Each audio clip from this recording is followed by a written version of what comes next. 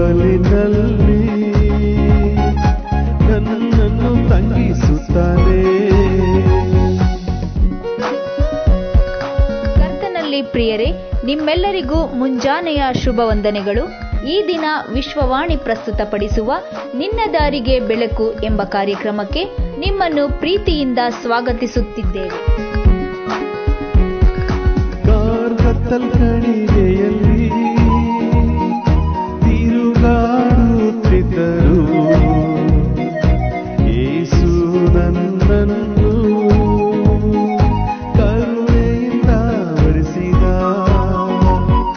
ಕಾರ್ಗತ್ತಲ್ ಕಣಿವೆಯಲ್ಲಿ ತಿರುಗಾಡುತ್ತಿದ್ದರು ಯೇಸು ನನ್ನನ್ನು ಕರುಣೆಯಿಂದ ವರಿಸಿದ. ಯೆಹೋವ ನನ್ನ ಕುರುವ, ಕೊರತೆ ನನಗಿಲ್ಲ. ಹಸಿರು ಗವಲಿನಲ್ಲಿ ನನ್ನನ್ನು ತಂಗಿಸುತ್ತಾನೆ. ಈ ದಿನಕ್ಕೆಂದು ನೇಮಕವಾದ ಸತ್ಯವೇದ ಭಾಗ 23ನೇ ಕೀರ್ತನೆಗಳು. ಯೆಹೋವನು ನನಗೆ ಕುರುಬನು, ಕೊರತೆ ಪಡೆನು. ಆತನು ಹಸುರುಗಾವಲುಗಳಲ್ಲಿ ನನ್ನನ್ನು ತಂಗಿಸುತ್ತಾನೆ.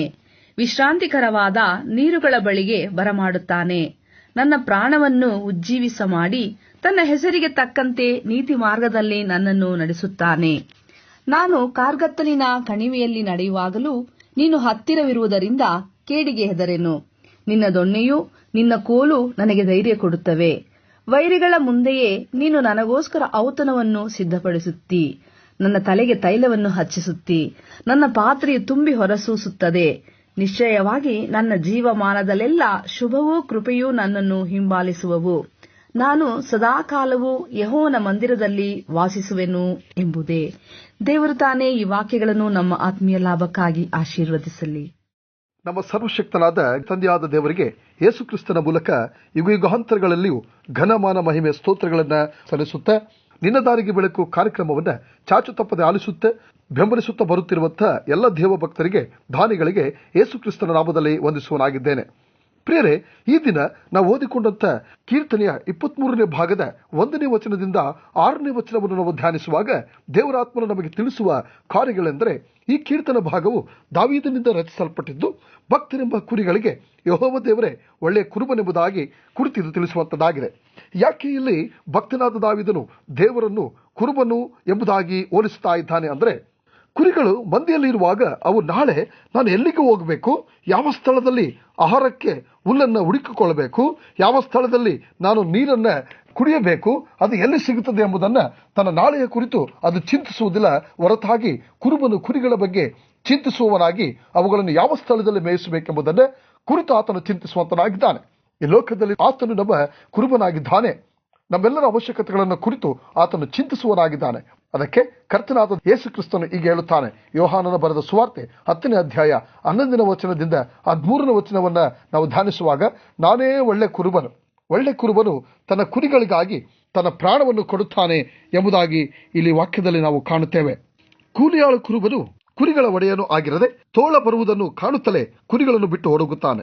ತೋಳವು ಅವುಗಳನ್ನು ಹಿಡ್ಕೊಂಡು ಹಿಂಡನ್ನು ಚದರಿಸುತ್ತದೆ. ಅವನು ಕೂಲಿಯಾಳು, ಕುರಿಗಳ ಚಿಂತೆ ಅವನಿಗಿರುವುದಿಲ್ಲ. ಯಾರಿಗೆ ದೇವರು ಕುರುಬನಾಗಿರುತ್ತಾನೋ ಅವರಿಗೆ ಯಾವ ಕೊರತೆ ಇರುವುದಿಲ್ಲ.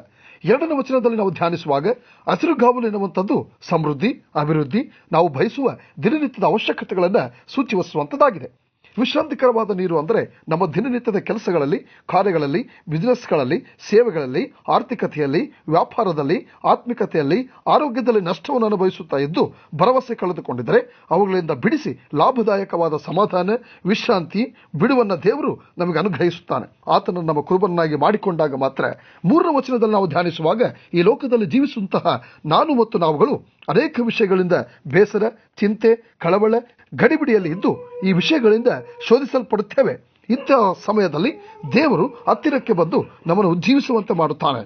4ನೇ ವಚನದಲ್ಲಿ ನಾವು ಧ್ಯಾನಿಸುವಾಗ, ಕಾರ್ಗತ್ತಲಿನ ಕಣಿವೆ ಅಂದರೆ ನಮ್ಮ ಜೀವನದಲ್ಲಿ ಸೋಲನ್ನು ಕಂಡಾಗ, ದಿಕ್ಕೆ ತೋಚದೇ ಇರುವಂತಹ ಸಂದರ್ಭದಲ್ಲಿ, ಜೀವನದಲ್ಲಿ ಸೋಲನ್ನು ಕಂಡಾಗ, ಯಾವ ಮಾರ್ಗಕ್ಕೆ ನಡೆಯಬೇಕೆನ್ನುವಂತ ಗೊಂದಲಕ್ಕೆ ಈಡಾದಾಗ, ಇಂಥ ಸಂದರ್ಭದಲ್ಲಿ ದೇವರು ನಮಗೆ ದೊಣ್ಣೆ ಕೋಲು ಆಗಿ ಧೈರ್ಯ ಕೊಡುವುದಕ್ಕೆ ಆತನು ಬರುವಂತವನಾಗಿದ್ದಾನೆ.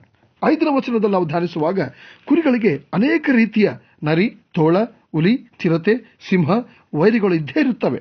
ಹಾಗೆ ಕುರಿಗಳಾದ ನಮಗೆ ಅನೇಕ ರೀತಿಯಾಗಿರುವಂತಹ ವೈರಿಗಳು ಇರುವಾಗ ಇವರ ಮುಂದೆ ನಮಗೆ ಔತಣವನ್ನು ಕರ್ತನಾದ ದೇವರು ಸಿದ್ಧಪಡಿಸುವಂತವನಾಗಿದ್ದಾನೆ. 6ನೇ ವಚನದಲ್ಲಿ ಧ್ಯಾನಿಸುವಾಗ ನಮ್ಮ ಜೀವನದ ಪಯಣದಲ್ಲಿ ಕುರುಬನಾದ ಯೇಸು ಕ್ರಿಸ್ತನನ್ನು ಹೊಂದಿಕೊಂಡರೆ ನಮ್ಮ ಜೀವಮಾನದಲ್ಲಿ ಶುಭವನ್ನು, ಆತನ ಕೃಪೆಯನ್ನು, ಆಶೀರ್ವಾದಗಳನ್ನು ಹೊಂದಿಕೊಳ್ಳಲಿಕ್ಕೆ ಸಾಧ್ಯವಾಗುತ್ತದೆ.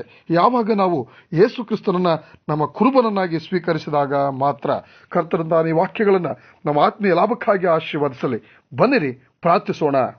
ಅದ್ಭುತ ಸ್ವರೂಪನು, ಆಲೋಚನಾ ಕರ್ತನು, ಪರಾಕ್ರಮಿಯಾದ ದೇವರು, ನಿತ್ಯನಾದ ತಂದೆ, ಸಮಾಧಾನದ ಪ್ರಭುವಾದ యేసయ్య, ನಿನ್ನ ನಾಮಕ್ಕೆ ಕೋಟಿ ವಂದನೆಗಳನ್ನು ಸಲ್ಲಿಸುತ್ತೇವೆ. ತಂದೆಯಾದ ದೇವರೇ, ಈ ದಿನ ನಿಮ್ಮ ಜೀವವುಳ್ಳ ವಾಕ್ಯಗಳಿಂದ ನಮ್ಮನ್ನು ಸಂತೈಸಿದ್ದಕ್ಕಾಗಿ ಸ್ತೋತ್ರ. ಹೌದು ಸ್ವಾಮಿ, ನೀನು ನಮ್ಮ ಕುರುಬನಾಗಿದ್ದಿ, ನಾವು ನಿನ್ನ ಕುರಿಗಳಾಗಿದ್ದೇವೆ. ನೀನು ನಮ್ಮನ್ನ ನಿನ್ನ ಮಾರ್ಗದಲ್ಲಿ ನಡೆಸಬೇಕೆಂಬುದಾಗಿ ನಾವು ಪ್ರಾರ್ಥಿಸುತ್ತೇವೆ. ಮೊದಲನೇದಾಗಿ ನಮ್ಮ ದೇಶಕ್ಕಾಗಿ ಪ್ರಾರ್ಥಿಸುತ್ತೇವೆ. ನಮ್ಮ ದೇಶವನ್ನು ಸಮಾಧಾನದಲ್ಲಿ, ಶಾಂತಿಯಲ್ಲಿ ನಡೆಸಿರಿ. ನಮ್ಮ ದೇಶಕ್ಕೆ ಯಾವ ಯುದ್ಧಗಳು, ಯಾವ ಬರಗಾಲಗಳು, ಯಾವ ಸೋಂಕುಗಳು ತಗಲದಂತೆ ನಮ್ಮ ದೇಶವನ್ನು ಸಮೃದ್ಧಿ ಆದಿಯತ್ತ ನಡೆಸಬೇಕೆಂಬುದಾಗಿ ನಾವು ಪ್ರಾರ್ಥಿಸುತ್ತೇವೆ. ನಮ್ಮ ದೇಶದಲ್ಲಿರುವಂಥ ಎಲ್ಲ ಅಧಿಕಾರಿಗಳಿಗಾಗಿ, ಅವರು ಮಾಡುವಂಥ ಕೆಲಸ ಕಾರ್ಯಗಳಿಗಾಗಿ ಪ್ರಾರ್ಥಿಸುತ್ತೇವೆ. ನಿಮ್ಮ ಆಲೋಚನೆಗಳನ್ನು ಅವರಿಗೆ ಕೊಟ್ಟು ನಮ್ಮ ದೇಶದ ಅಭಿವೃದ್ಧಿಗಾಗಿ ದುಡಿಲಿಕ್ಕಾಗುವಂತೆ ನೀನು ಕೃಪೆ ಮಾಡು. ನಮ್ಮ ಭಾರತ ದೇಶದಲ್ಲಿರುವಂತಹ ಎಲ್ಲ ಜನರು ನಿನ್ನ ರಕ್ಷಣೆ ಮಾಡಲಿಕ್ಕೆ ಬರಲಿಕ್ಕೆ ಕೃಪೆ ಮಾಡು. ಕಷ್ಟದಲ್ಲಿ, ಕಣ್ಣೀರಿನಲ್ಲಿ, ನೋವುಗಳಲ್ಲಿ, ಸಂಕಟಗಳಲ್ಲಿ, ಬಾಧೆಗಳಲ್ಲಿ, ರೋಗಗಳಲ್ಲಿ, ಬಡತನಗಳಲ್ಲಿ ನಿರಾಶ್ರಿತರಾಗಿರುವಂತಹ ಜನರಿಗೆ ನೀನು ಅವರನ್ನು ಸಂಧಿಸಿ, ನೀನು ಅವರಿಗೆ ಕುರುಬನಾಗಿ ನಿನ್ನ ಕುರಿಗಳನ್ನು ನೀನು ಕರ್ತನೆ ಮೇಯಿಸಬೇಕೆಂಬುದಾಗಿ ನಾವು ಪ್ರಾರ್ಥಿಸ್ತೇವೆ.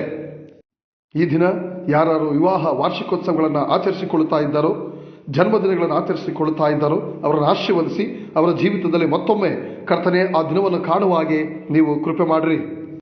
ನಮ್ಮ ವಿಶ್ವವಾಣಿ ಸಂಸ್ಥೆಗೆ ಸಹಾಯದ ಹಸ್ತವನ್ನು ಚಾಚಿರುವಂಥ ಎಲ್ಲ ದಾನಿಗಳನ್ನು, ಅವರ ಕುಟುಂಬದವರನ್ನ, ಅವರ ವ್ಯಾಪಾರಗಳನ್ನು, ಅವರ ಎಲ್ಲ ಕೆಲಸ ಕಾರ್ಯಗಳನ್ನು ಆಶೀರ್ವದಿಸಿ, ಯಾರ್ಯಾರು ಅನಾರೋಗ್ಯದಲ್ಲಿದ್ದಾರೋ ಅನಾರೋಗ್ಯಗಳಿಂದ ಅವರನ್ನು ಬಿಡಿಸಿ ಒಳ್ಳೆ ಆರೋಗ್ಯವನ್ನು ಕೊಟ್ಟು ನಿನ್ನ ಸುಕ್ಷೇಮದಲ್ಲಿ ನಡೆಸಬೇಕೆಂಬುದಾಗಿ ನಾವು ಪ್ರಾರ್ಥಿಸ್ತೇವೆ. ಅಯ್ಯ, ನಾವು ನಿನ್ನ ಪ್ರಜೆಗಳು, ನೀನು ಪಾಲಿಸುವ ಹಿಂಡು ಆಗಿದ್ದೇವೆ. ನಮಗೆ ಸದಾಕಾಲವು ನೀನು ಕುರುಬನಾಗಿದ್ದು ನಮ್ಮನ್ನು ನೀನು ಮುನ್ನಡೆಸಿ ನಿಮ್ಮ ಶುಭ ಕೃಪೆಗಳು ನಮ್ಮನ್ನು ಸದಾಕಾಲವು ಹಿಂಬಾಲಿಸುತ್ತಾ ನಿನ್ನ ಆಶೀರ್ವಾದಗಳನ್ನು ಹೊಂದಿಕೊಂಡು ನಮ್ಮ ಆಶೀರ್ವಾದದ ಪಾತ್ರಗಳನ್ನು ತುಂಬಿ ತುಳುಕಿ ಅನೇಕರಿಗೆ ಆಶೀರ್ವಾದದ ನಿಧಿಯಾಗುವಂತೆ ಕೃಪೆ ಮಾಡು ಎಂಬುದಾಗಿ ಯೇಸು ಕ್ರಿಸ್ತನ ನಾಮದಲ್ಲಿ ಬೇಡಿ ಹೊಂದಿದ್ದೇನೆ ನಮ್ಮ ತಂದೆಯಾದ ದೇವರೇ, ಆಮೇನ್.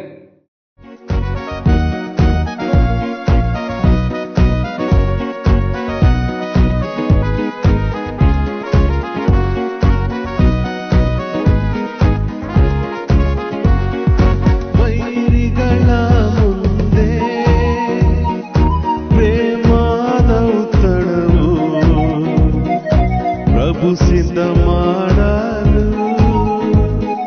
ಪರವಶವಾಗುವೆವು. ವೈರಿಗಳ ಮುಂದೆ ಪ್ರೇಮದ ಒತ್ತಡವು, ಪ್ರಭು ಸಿದ್ಧ ಮಾಡಲು ಪರವಶವಾಗುವೆವು. ಯೆಹೋವ ನನ್ನ ಕುರುಬ, ಕೊರತೆ ನನಗಿಲ್ಲ. ಹಸಿರುಗವಲಿನಲ್ಲಿ ನನ್ನನ್ನು ತಂಗಿಸುತ್ತಾನೆ. ಪ್ರಿಯ ಸಹೋದರ ಸಹೋದರಿಯರೇ, ನಿಮ್ಮ ಪ್ರಾರ್ಥನಾ ಮನವಿಗಳಿಗಾಗಿ ಪ್ರಾರ್ಥಿಸಲು ವಿಶ್ವವಾಣಿ ಟೋಲ್ ಫ್ರೀ ಸಂಖ್ಯೆ 1800-270-0333ಕ್ಕೆ ಕರೆ ಮಾಡಿರಿ. ದೇವರು ನಿಮ್ಮನ್ನು ಆಶೀರ್ವದಿಸಲಿ.